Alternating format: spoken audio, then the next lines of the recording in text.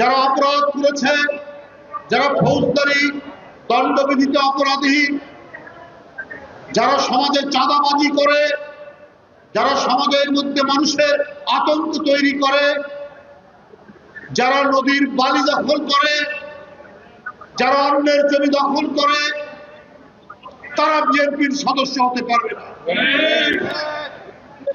তাদের জন্য বিএনপির দরজা বন্ধ। কিন্তু সমাজের যারা সজ্জন মানুষ, সমাজের যারা ভালো মানুষ, যারা সরকারি চাকরি করতেন, এখন রিটায়ার্ড করেছেন, অবসরে গেছেন, প্রাইমারি স্কুলের শিক্ষক, মাধ্যমিক স্কুলের শিক্ষক, কলেজের শিক্ষক, কৃষক, শ্রমিক, রিক্সাওয়ালা, ভ্যান চালক, প্রত্যেকেই বিএনপির সদস্য হতে পারবে।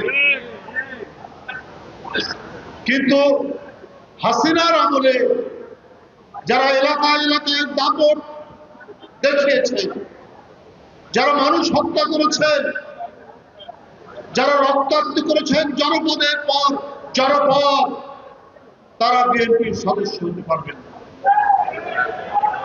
সুতরাং এই সমস্ত দিকগুলো বিবেচনায় রেখে আমাদেরকে এগিয়ে যেতে হবে সামনের দিকে।